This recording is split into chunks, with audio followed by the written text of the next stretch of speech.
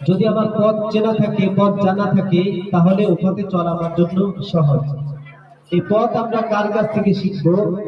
অবশ্যই উস্তাদদের কাছ থেকে শিখবো, যারা আমাদেরকে দিক নির্দেশনা দিয়েছে, বাবার মতো আদর করেছেন। আচ্ছা বলেন তো, আমরা ছোটবেলা থেকে মা বাবার কাছে বড় হয়েছি, এমন কি কোনো বছর নির্ধারণ করা আছে শরীয়তে বা সমাজে, যে কিছুদিন পর বা কিছু বছর পর মা বাবাকে ভুলে যাওয়ার কোনো সুযোগ আছে?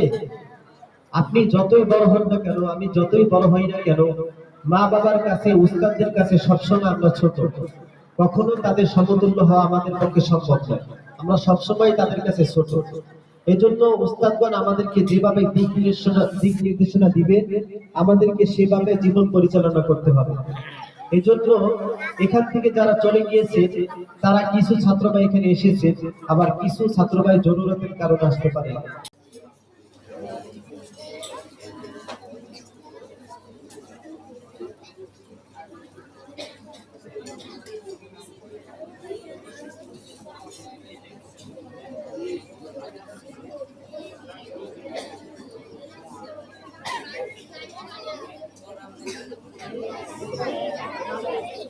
তো উপস্থিতি, যে কোনো অনুষ্ঠান শুরু করার পূর্বেই কালামুল্লাহ থেকে শুরু করা উচিত।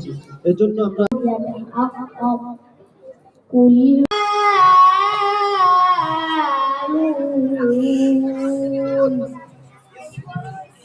عن المجرمين ما سلككم في سقر قالوا لم نكن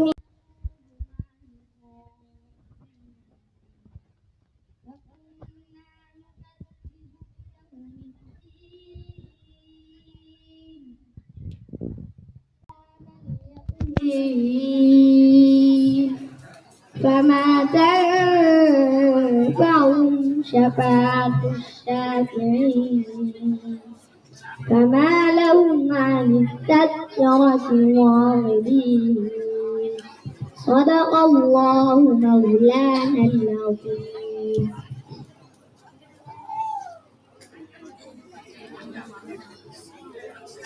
মাশাআল্লাহ, জাযাকুল্লাহ। এবং আল্লাহ তাআলার পছন্দনীয় আলেম এবং সকলের পছন্দনীয় হাফেজ হওয়ার তৌফিক দান করুন। এই পর্যায়ে আমাদের সামনে একটি নাশিদ নিয়ে আসছেন মাওলানা মোহাম্মদ ইমরান। এ পর্যায়ে আমাদের সামনে একটি কবিতা আবৃত্তি করবেন কবি মোহাম্মদ ইমরান। কবিতা নিয়ে আসছেন কবি মোহাম্মদ ইমরান।